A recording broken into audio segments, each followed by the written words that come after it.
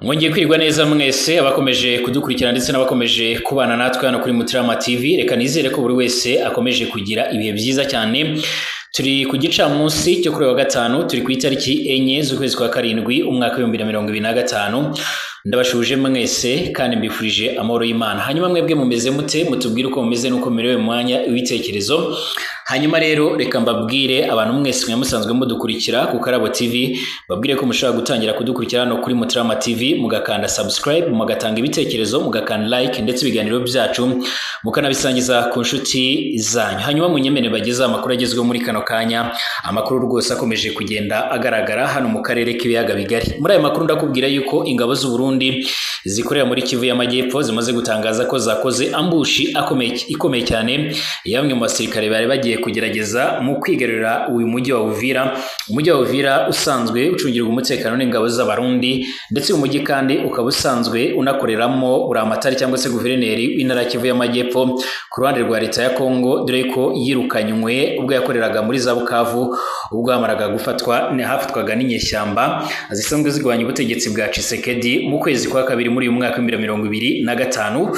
Nyuma y'uko rero hamaze kugera abasirikare bagera ku bihumbi 8 bamaze iminsi batorezwa muri Cyanzu nk'uko bigaragara, mu rwego rwo kugira ngo bifashishwe mu gukora operation ikomeye cyane yo kwigarurira Uvira, ingabo z'u Burundi zimaze gutangaza ko zakoze ambushi ikomeye cyane. Muri aya makuru kandi ndakubwira yuko ibiganiro bigiye kongera gutangira hagati ya leta ya Kinshasa ndetse n'uyu mutwe basanzwe bahanganye, bikaba bigiye gukomereza n'ubundi i Doha muri Qatar aho byari bisanzwe bibera. Ariko kandi ndaza kukubwira n'andi makuru menshi cyane akomeje kugenda avugwa. Hari ingingo zimwe na zimwe uyu mutwe wa M23 ukomeje gusaba leta ya Kongo mu rwego rwo kugira ngo basubire ku meza y'ibiganiro. Izi ngingo ni izihe? Ibi byose ugiye kubisobanukirwa. Ntujye kure ngo ikaze wo muri hano mu Burundi, by'umwihariko kuri mu gisagara cya Bujumbura ku murwa mukuru w'ubutunzi cyangwa se w'ubudandaji. Abariko baratwumviriza cyangwa se badukurikira baherereye i Gitega ku murwa mukuru wa politike, abari Bururi, abari mu Kayanza, Mwaro, mu Cibitoke, abari Ngozi ndetse n'ahandi hose mudukurikiye, reka ndabifurize kugira igicamunsi cyiza.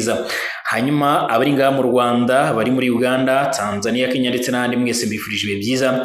Ibwota amasimbi mwese reka mbabwire ngo mukomere kandi mukomeze no kubana natwe. Niba utameze neza reka nkubwire ngo komera kandi wihangane, nkubwira ngo rwose uyu mwanya niba ibintu bitameze neza ejo birahinduka ibintu bikagenda neza cyane. Ikaze kuri mwebwe mwese.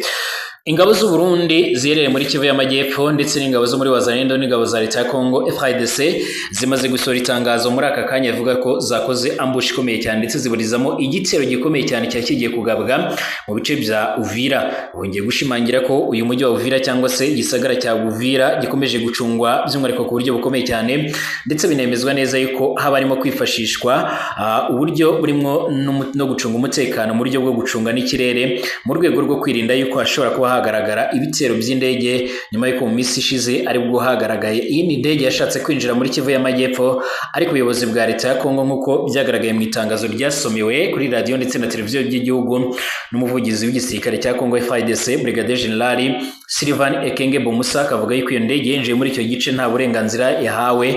Bavuze yuko ingabo z'u Burundi ziri gukora ibishoboka byose zirimo kwifashishwa n'amadrone ari guturuka mu Burundi ndetse no muri Kisangani kugira ngo abashe kuba yabafasha mu gucunga umutekano.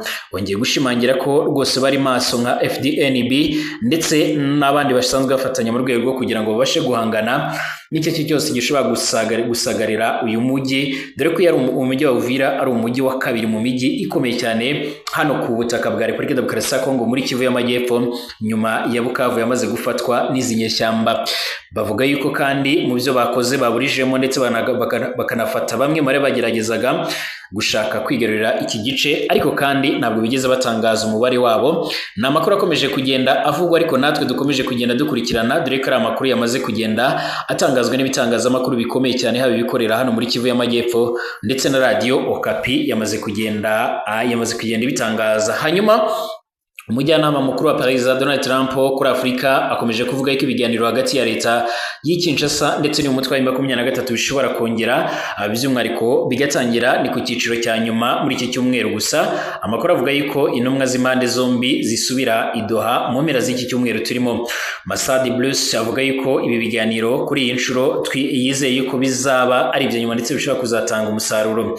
Yabwiye televiziyo y'Abafaransa ya France 24 ati ati kuri inshuro ibihugu bizaba bihagarariwe n'abategetsi bakomeye cyane kurushaho ku mpande zombi, natwe tuzaba duhari rwose. Ibi biganiro kandi byahagaze mu ntangiriro z'ukwezi gushize ubwo intumwa zavaga i Doha muri Katari nta ntambwe nini cyane itewe. Ibiro n'amakuru by'Abongereza Reuters byo byemeje ko umuhuza Minisiteri y'Ububanyi n'Amahanga ya Katari yahaye intumwa z'impande zombi inyandiko y'ibanze y'amasezerano y'amahoro ngo zijye rero mu kuyiganiraho n'abakuru bazo. Nyuma y'amasezerano y'amahoro kandi ya Washington DC yabaye hagati y'u Rwanda ndetse na Congo nk'uko bigaragara mu kwezi gushize, hategerejwe cyane cyane icyo Kinshasa n'uyu mutwe bahanganya n'ubundi nabo bashobora kuzageraho i Doha muri Katari nk'uko bikomeje kugenda bigaragara. Mu ijambo aheruka gushyikiriza n'ubundi abaturage ndetse n'igihugu muri rusange, Perezida Félix Tshisekedi Tshilombo yashimiye ubuhuza bukorwa mu ibanga bwa Katari. Ati nibyo koko si amakuru menshi cyane yagiye ava i Doha mu biganiro byabaye mu kwezi kwa kane ndetse no kwa gatanu byahuje M23 ndetse na Kinshasa. Ku nshuro ya mbere kandi kuwa kane uyu mutwe by'umwihariko wagaragaje urutonde rw'ibintu bigera ku 8 byose usaba leta ya Kinshasa muri ibyo biganiro. Mu kiganiro n'abanyamakuru kandi uyu mutwe washinjije Kinshasa kudaha imbaraga ibiganiro bya Doha ndetse no kudashaka kumva ibyo uyu mutwe ukomeje kubasaba. Abakuriye uyu mutwe kandi kuwa kane bavuze ko biteguye gusubira ku meza y'ibiganiro i Doha muri Katari. Mu kiganiro yahaye abamenyesha makuru by'umwihariko kuwa kane, Madame Thérèse Kayikwamba n'umushikiranganje w'imigenderanire ndetse n'andi makungu cyangwa se Minisitiri w'Ububanyi n'Amahanga wa Congo nyine yavuze ko nta byinshi yavuga ku biganiro bya Doha biteganyijwe n'ubundi ko bazabyitabira kandi ngo banizeye ko bishobora kuzogenda neza. Gusa ibi biganiro bigiye kuba by'umwihariko biboneka ko ubu noneho hari igitutu cya Amerika nk'undi muhuza ushaka ko aya makimbirane arangira vuba. Kubw'inyungu rero bwite za politike kuri Donald Trump n'ubutegetsi bwe n'inyungu z'ubukungu za Amerika n'izibindi bihugu bishyamiranye by'umwihariko nk'uko abasesenguzi bivugwa yuko azakora ibishoboka byose ariko agahuza izi mpande zombi. Masad Bruce yabwiye abanyamakuru kwa kane ko Amerika yiteguye kwakira inama izahuza Perezida Paul Kagame w'u Rwanda na mugenzi we Félix Tshisekedi Tshilombo wa RDC Washington DC mu mpera z'uku kwezi kwa Nyakanga, kandi avuga yuko kandi Washington DC yizeye ko ibiganiro bya Doha bizaba byaragenze neza ndetse bizaba bimaze kugera ku ntambwe ishimishije mu bwumvikane. Nyuma y'amasezerano y'amahoro rero hagati ya Kinshasa ndetse na Kigali, hari impungenge ziri kugaragara mu magambo y'abanyepolitike b'impande zombi by'umwihariko hamwe n'imirwano ya hato na hato nk'uko bikomeje kugenda bigaragara ikomeje mu ntara za Kivu y'Amajyepfo ndetse n'Amajyaruguru hagati y'uwo mutwe n'abarwanyi bo muri Wazalendo by'umwihariko bo ku ruhande rwa leta ya Kongo bakomeje gufatanya n'Abarundi. Izo mpungenge kandi zishingiye ahanini ku buryo ayo masezerano azashyirwa mu bikorwa, aho abategetsi b'i Kinshasa bavuga ko u Rwanda rugomba kuvana ingabo zarwo muri Kongo. Kigali nayo ikavuga yuko RDC igomba kubanza gusenya umutwe wa FDLR kugira ngo nayo by'umwihariko ibashe kuba yakora ingamba z'ubwirinzi, cyane ko u Rwanda ruvuga ko nta musirikare warwo ubarizwa ku butaka bwa Kongo, cyakora rukavuga ko rwashyizeho ingamba z'ubwirinzi ndetse runavuga ko mu gihe Kongo yamaze gusenya FDLR nabo bazahita bakurikizaho gahunda zo gukuraho ingamba z'ubwirinzi, cyane ko u Rwanda rwavuze yuko rwose izi ngamba z'ubwirinzi zashyizweho ku mipaka mu rwego rwo kugira ngo burizemo ibyo ari byo byose bishaka kuzahungabanya umutekano w'u Rwanda biturutse ku butaka bwa Kongo, cyane ko bavuga yuko umutwe wa FDLR ugizwe n'abasizi bakoze jenoside mu Rwanda mu mwaka w'1994 aribo bantu bakomeje kugenda bagerageza guhungabanya umutekano w'u Rwanda. Bwana Masad Bruce avuga ko amasezerano yasinywe i Washington DC agomba kubahirizwa vuba, akavuga ko umutwe wa FDLR ushobora gusenywa mu gihe cy'amezi makeya gusa. Kwa kane, Minisitiri Kayikwamba avugana n'abanyamakuru yibajije by'umwihariko niba koko FDLR iteye inkeke u Rwanda. Ati niba koko ariko bimeze, amasezerano ateganya uko rero bizakorwa, by'umwihariko tuzawurangiza burundu nk'uko tugomba kurangiza ikibazo cy'ingabo z'u Rwanda ziri muri RDC kandi ntacyo zahataye, bagomba gutaha. Kubireba M23 kandi by'umwihariko amaso ubu ngubu ahanzwe ibiganiro bizabera i Doha.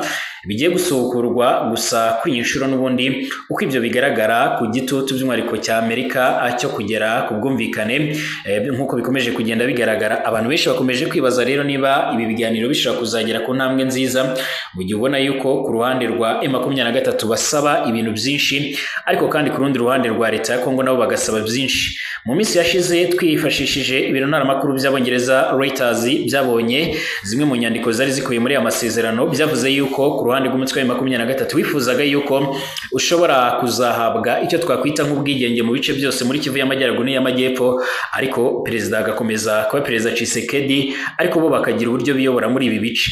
Ariko kandi ku ruhande rwa leta ya Kongo bo basabaga yuko uyu mutwe niba ushaka koko bashobora kwinjira ku meza y'ibiganiro bagomba kuzava mu bice byose bamaze gufata, ariko uyu mutwe nawo ukavuga yuko udashobora n'ubundi kuva muri ibi bice uko byagenda kose, nk'uko amakuru akomeza kugenda atugera bivuga. Ibi byose rero usanga ari imbogamizi cyane, ariko n'uyu mutwe wa M23 wavugaga yuko yifuza ko abantu bagera muri za 700 baba barafunzwe mu buryo bunyuranyijwe n'amategeko bagomba kuzafungurwa, ubwo nabo ku ruhande rwa M23 baba abiganjemo nk'uko bikomeje kugenda bigaragara, biganjemo abari basanzwe bakorana nabo cyangwa se abakekwa gukorana nabo batawe muri yombi n'ubutegetsi bw'i Kinshasa, nk'uko bikomeje kugenda bigaragara cyangwa se nk'uko amakuru akomeje kugenda atugeraho abivuga. Hanyuma munyemere tugaruke ku yandi makuru akomeje kugenda avugwa, cyane cyane amakuru akomeje kugenda avugwa ku Rwanda.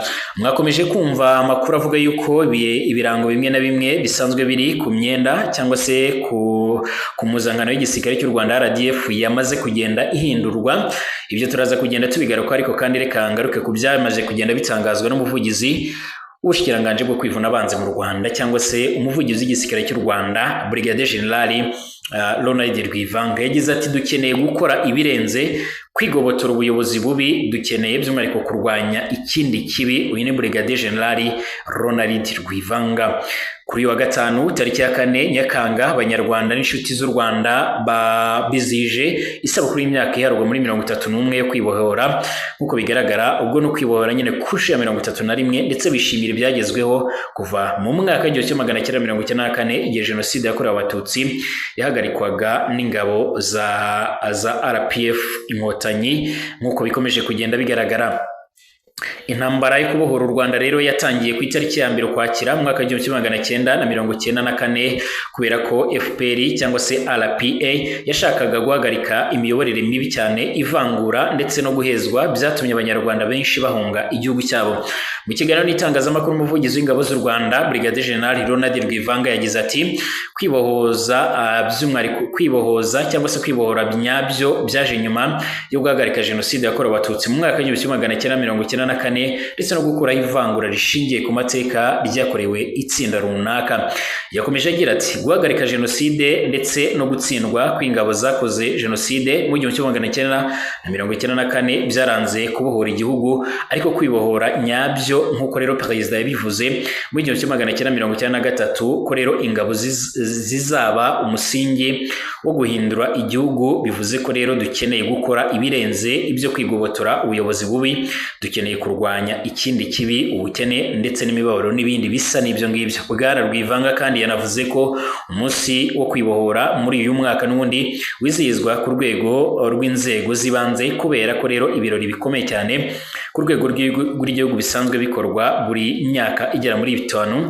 Ibirori nk'ibi ngibi rero n'ubundi bikomeye byakozwe umwaka ushize, by'umwihariko kwibohora ku nshuro ya 30 nk'uko bikomeje kugenda bigaragara. Ku munsi wo kwibohora kandi abanyarwanda batekereza ku rugendo rwo kwiyubaka mu gihugu kuva jenoside by'umwihariko yahitanye abantu basaga miliyoni yahagarikwa, ndetse n'imbaraga zikomeje rero guteza imbere imibereho myiza y'abaturage. Kuri uyu munsi kandi mukuru w'igihugu hibukwa ibitambo by'abagabo ndetse n'abagore bagize uruhare rukomeye cyane mu rugamba rwo kubohora, bashaka guhagarika politiki yamaze imyaka irenga 30 y'ivangura ryarangaga Repubulika ya mbere ndetse n'iya kabiri yerekanwaga n'urwango ku Batutsi, bikarangira bakorewe jenoside muri uwo mwaka w'1994. Mu myaka ibarirwa muri za 40 kandi impunzi z'abanyarwanda zagerageje gusubira mu gihugu cyazo kuva zahunga ubwicanyi bwo mu mwaka w'1959 bwakurikiye ikizwe impinduramatwara yo guhagarika ingoma ya cyami. Urugamba rwa FPR cyangwa rwa RPA yaje kuba FPR Inkotanyi riwe na Perezida Paul Kagame rwatangije ibihe bishya rero by'ubumwe bw'igihugu, kandi ibi byayoboye politiki y'igihugu mu nzego zose. Kuri wa kane tariki ya 3 Nyakanga, Minisiteri y'Ingabo ndetse na RDF basoje gahunda y'uyu mwaka yo kwegera abaturage yaranzwe n'ibikorwa bitandukanye by'ubukungu n'imibereho birimo rero amazu yubakiwe imiryango itishoboye ndetse n'ibikorwa remezo by'amazi ndetse n'amashanyarazi mu bice bigiye bitandukanye by'igihugu, ndetse no gutanga serivisi ziganjemo iz'ubuvuzi nk'uko bigaragara. Ngaye nguko mbashimira abakomeje kudukurikirana ndetse n'abakomeje kubana natwe, nuko nanzuye tugaruke mu kanya.